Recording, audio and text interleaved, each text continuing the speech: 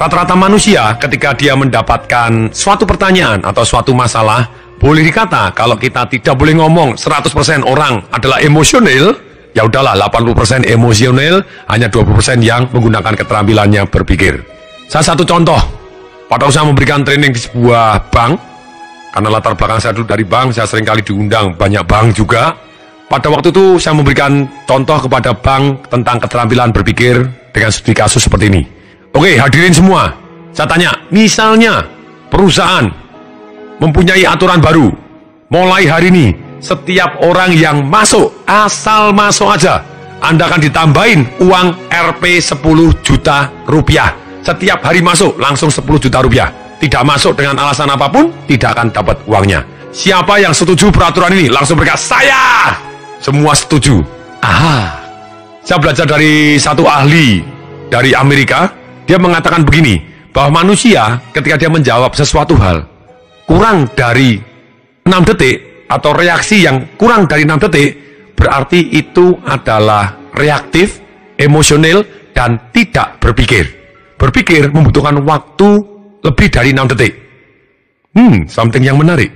Kemudian ketika mereka menjawab pada waktu itu dari bank tersebut, ngomong karyawannya banyak sekali, setuju, saya setuju, siapa yang mau dilakukan? Saya. Mereka semua seperti itu. Saya bilang, nah ini kalian tidak berpikir, karena belum 6 detik Anda sudah setuju, tidak setuju. Inilah yang menyedihkan, karena dari sekolah, dari SD, SMP sampai SMA, TK sampai universitas, S1, S2, S3, tidak pernah diajarin berpikir. Seninya berpikir bagaimana, kapan perlu berpikir bagaimana, hasilnya jarang sekali yang berpikir. Loh Pak, itu kan ada pelajaran logika. No, logika itu bukan semuanya dari berpikir. Logika hanya dari sepersekian. Kalau tidak boleh ngomong 1/10, ya sudahlah 1/8 dari kemampuan berpikir itu adalah logika. Karena masih banyak lagi seni ilmu berpikir yang harus kita pelajarin. Saya memberi contoh salah satu seni, bahwa seni berpikir itu adalah mempertimbangkan efek positif dan efek negatifnya. Kemudian kita angket, mari kita pertimbangkan usulan 1 hari mendapat 10 juta cash keras. Jadi total 1 bulan kalau per harinya 10 juta, kalau 25 hari kerja ya 250 juta.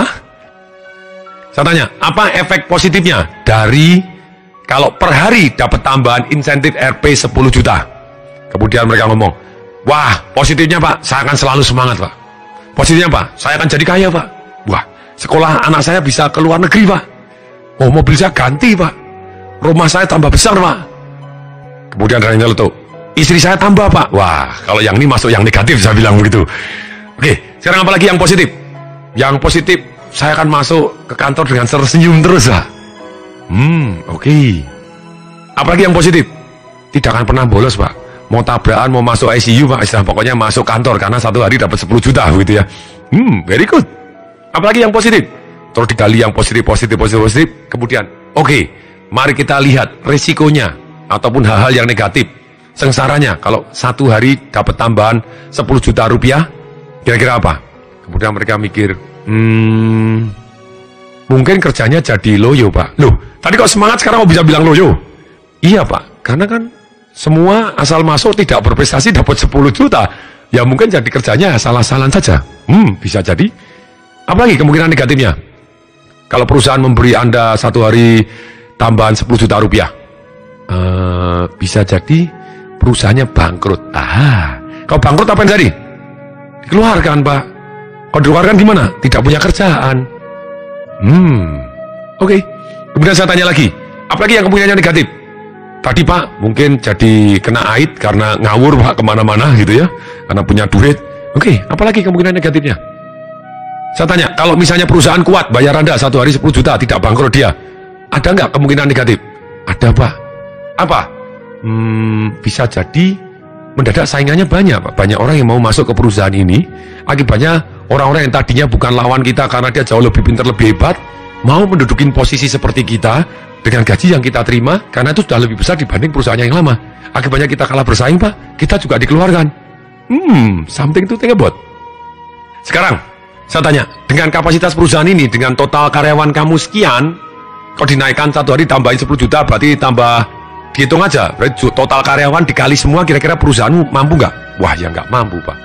Oke, sekarang dengan kondisi perusahaanmu yang hari ini, sekarang saya tanya, siapa yang setuju kira-kira satu hari Anda dapat tambahan 10 juta per harinya? Siapa yang setuju? Yang angkat tangan habis. Saya bilang, yang benar. Ini kalau angket tertutup, saya yakin sebetulnya betul sekali. Kalau angketnya tertutup, itu biasanya masih ada 20-30% orang yang ngeyel. Mana urus, pokoknya satu hari saya dapat tambahan 10 juta terlebih dahulu. Bangkrut, saya nanti akan cari kerjaan yang lain. Tetap ada orang yang tidak mau berpikir jangka panjang gitu ya. Hanya nikmat jangka pendek, sengsara jangka panjang, emangnya gue pikirin. Orang lain rugi, emangnya gue pikirin, pokoknya dia menang. Itu salah satu yang cara berpikir yang buruk. Hanya cari nikmat jangka pendek saja. Nah, itu adalah seni berpikir. Sekarang seni berpikir, salah satu bapak berpikir dunia yang saya sangat-sangat salut, yaitu adalah Edward de Bono. Anda boleh pelajarin buku-bukunya sangat fantastis. Salah satunya dia mengajarkan 6 topi berpikir. Kalau saya pribadi saya tambahin 2 topi lagi, ini hasil kembangannya jadi 8 topi berpikir. Oke, mari kita bahas. Tapi Anda kalau ingin ingat, tolong ikut dibayangkan. Ada 8 topi. Ikuti saya, katakan, ada berapa? 8. Oke. Topi pertama dan kedua, tolong sekarang bayangkan topi yang pertama dulu. Topi putih, Anda bayangkan di atas topi Anda, di kepala Anda ada topi yang putih. Topi seperti topi pesulap besar tinggi yang putih, begitu ya. Itu topi yang putih. Topi yang putih, Anda bayangkan kalau ada orang di depan Anda, depan orang Anda ada topi putihnya juga di kepalanya dia. Topi putih itu adalah topi kita cara berpikir mencari fakta. Fakta itu adalah angka, buktinya, kenyataannya. Jadi kalau ada orang bilang, aku mungkin aku merasa kelihatannya menurut saya, nah itu pasti bukan fakta itu ya, itu menurut itu pasti bisa jadi opini gitu ya, bisa jadi perasaan atau emosi atau belum ada faktanya. Jadi kalau topi putih berarti kita harus cari faktanya, angkanya, buktinya, sekali lagi kenyataannya. Kemudian topi kedua, copot topi putih Anda, bayangkan tangan Anda seperti bergerak nyopot topi, semua terlibat, copot topinya, set.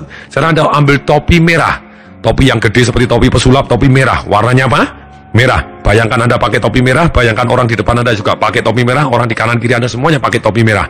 Merah adalah emosi. Caranya mengingat bagaimana? Merah, marah, misalnya gitu. Walaupun emosi belum tentu marah, tapi kita mengingat dengan merah, marah berarti emosi. Emosi menurut perasaan saya, intuisi saya, rasa-rasanya. Walaupun datanya begini kok saya merasa tidak nyaman ya. Walaupun datanya belum cukup kok saya merasa percaya diri ya, confident terhadap ini. Boleh, itu juga kita entertain. Karena intuisi bisa jadi juga sangat membantu kita dalam ambil keputusan. Kemudian, ini topi merah, ini berdasarkan perasaan, berdasarkan intuisi kita. Tidak berdasarkan logika sama sekali, kadang kita tidak bisa menjelaskan, tidak tahu kenapa ya, tapi kok saya merasa, silakan. Merasa optimis atau merasa pesimis, silakan, apapun.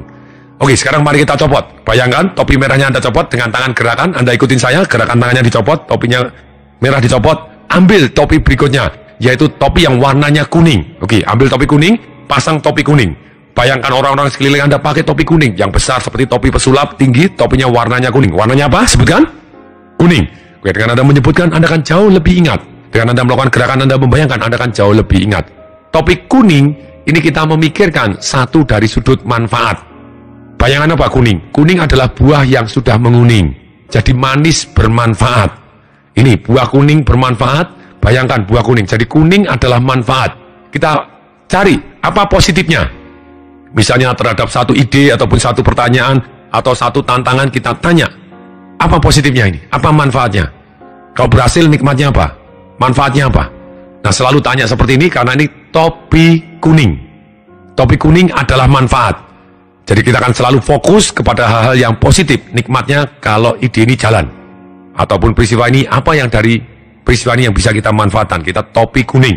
Ini seni berpikir pakai topi kuning. Kemudian, ambil pakai tangan kanan Anda, tolong turunkan topi kuning Anda, bayangkan semua dan lakukan gerakannya. Kemudian ambil topi berikutnya, topi hitam. Oke, semua pakai topi hitam. Bayangkan topinya tinggi, topi hitam, topi tinggal topi sulap hitam, atau Anda bisa bayangkan topi sarjana hitam. Kemudian hitam ini seperti jenggotnya Judge Boy. Kalau Anda pernah nonton film Judge Boy, itu adalah hakim gitu ya. hakim di Cina yang sangat-sangat strict, dia sangat kritis. Nah, topi hitam ini, bayangkan topi sarjana kritis. Nah, kalau kritis berarti dia cari negatifnya.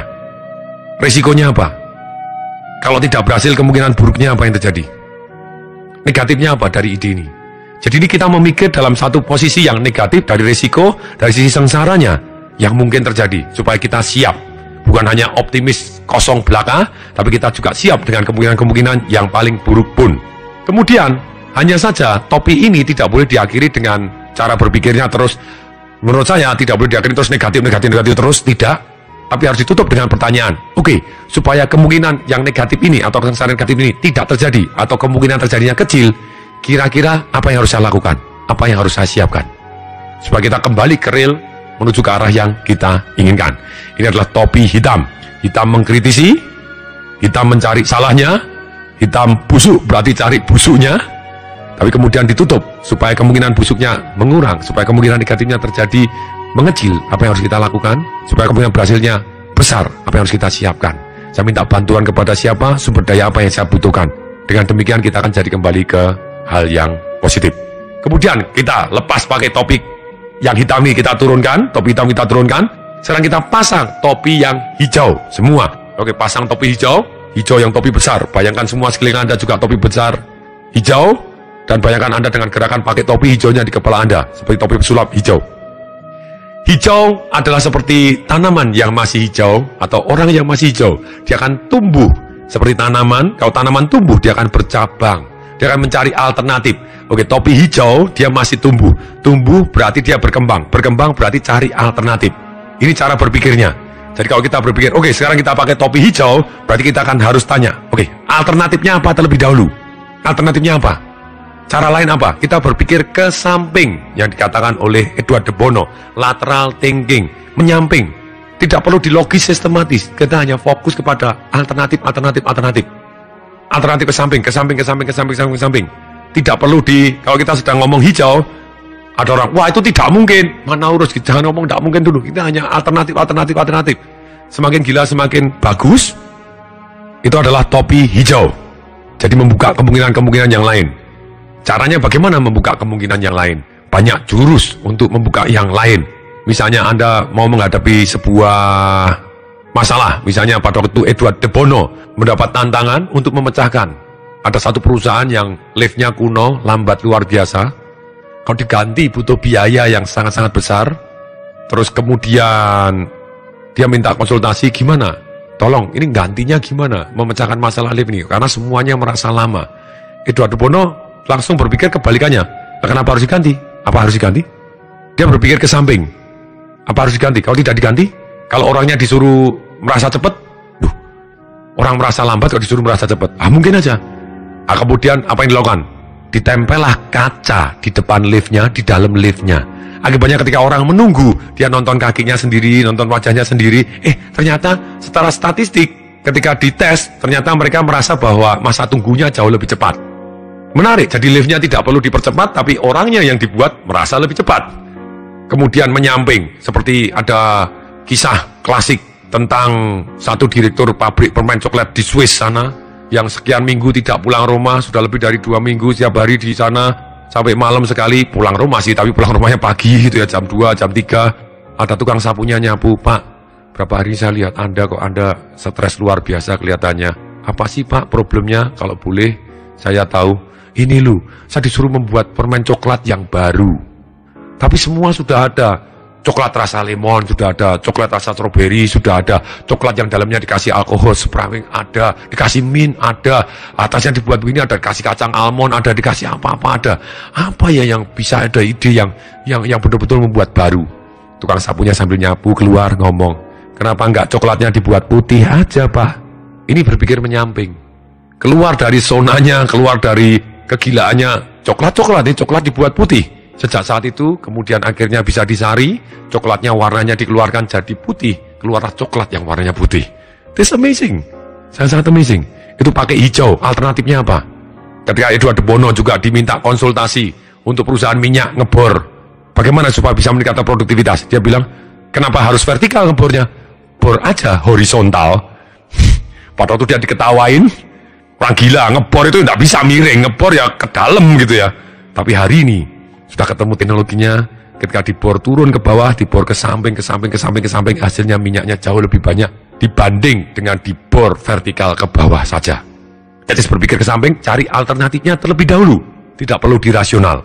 Itu cara berpikir topi hijau. Topi apa? Topi hijau. Oke, sekarang tolong tangan kanan ambil topi Anda, seolah-olah bayangkan tangan kanan gerak, ambil topinya, taruh dulu. Kemudian Anda ambil topi berikutnya, yaitu topi warna biru, tempel ke biru, plak ke atas. Oke, topi warna apa? Biru. Lihat wajah orang lain yang di depan Anda, sekeliling Anda, atau diri Anda, bayangkan yang semuanya pakai topi warna biru. Topi warna apa? Sebutkan. Biru. Biru adalah berpikir untuk berpikir. Ini 6 jurus original dari Edward de Bono. Maksudnya apa? Berpikir untuk berpikir. Maksudnya begini, pada waktu kita mau memimpin rapat atau menghadapi masalah, kita mendesain terlebih dahulu, kita akan berpikir dengan cara apa terlebih dahulu.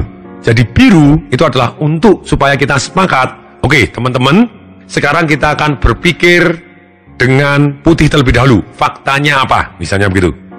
Setelah putih faktanya apa? Kemudian kita akan berpikir pakai hijau. Dengan hijau kita akan keluar segala macam alternatif untuk menyelesaikan masalah ini. Kemudian setelah hijau, masing-masing dari usulan dari alternatif hijau, pada waktu hijau tidak boleh dihakimi, tapi kita akan samping terus. Kemudian setelah hijau, kita akan ngomong topi kuning. Ini urut-urutannya, putih dulu, hijau, terus kuning. Manfaatnya apa semua ide, terus kemudian hitam. Berarti risikonya apa semua ide dan bagaimana membuat risikonya lebih kecil. Semua ide-ide yang dari hijau tadi dihakimi dengan kuning dan hitam. Kemudian selesai, setelah disimpulkan, kemudian kita masuk ke topi merah, kita rasakan. Rasakan. Intuisi kita gimana? Fokus positif, kita akan lanjut. Kalau negatif, kita akan cari hijau lagi, misalnya gitu. Itu topi biru, menentukan struktur berpikirnya, supaya semua orang sepakat.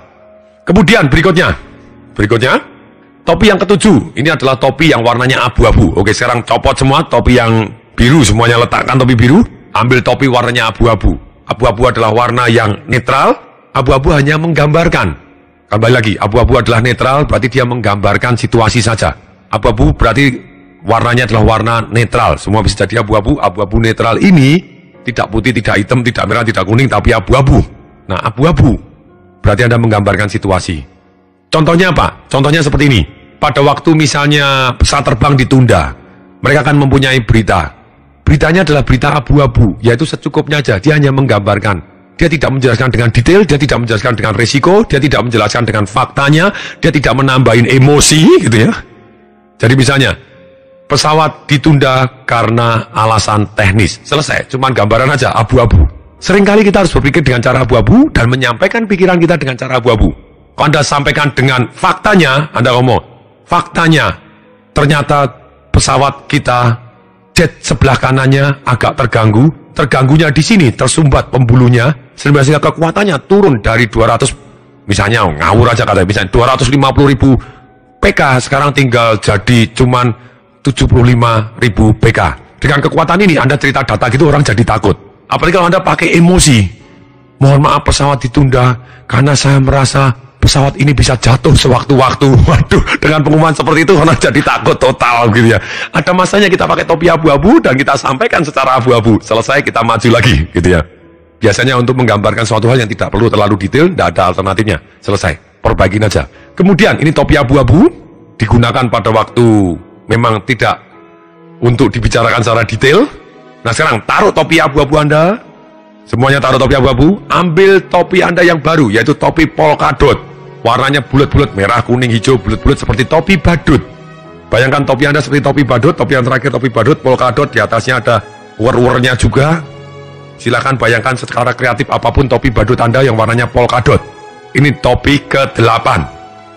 Nah, topi polkadot ini adalah cara berpikir dengan humor. Seringkali kalau kita berpikir dengan biru, oke, kita menentukan berpikir dulu. Kelihatannya terlalu serius, kenapa tidak kita pakai topi polkadot dulu? Oke, semua pakai topi polkadot. Anda boleh cerita humor masing-masing biar rileks lebih dahulu. Atau saya akan cerita humor dulu, atau kita tanggapin dengan humor terlebih dahulu. Kalau kita mempunyai kemampuan untuk menanggapi secara humor, kita mendadak jadi lebih rileks. Jadi kalau kita rileks, kemampuan kita memecahkan masalah jauh lebih kreatif. Jadi tidak tegang, tapi menjadi lebih rileks. Kapan kita perlu menggunakan topi berpikir yang polkadot ini, yang penuh humor? Kalau sesuatu hal yang sudah terjadi, tidak bisa kita obatin dan kondisinya terlalu tegang, oke, mari kita tanggapin apa yang lucu dari kejadian ini. Atau kira-kira ada cerita lucu nggak tentang hal ini? Kalau tidak ada cerita lucu tentang hal ini, kira-kira ada yang lain nggak cerita apapun yang lucu, supaya mendadak jadi rileks terlebih dahulu. Kita tanggapi dengan humor. Kadang kalau kita tanggapi dengan emosi, dengan perasaan, kita bisa sakit hati. Karena itu sudah terjadi.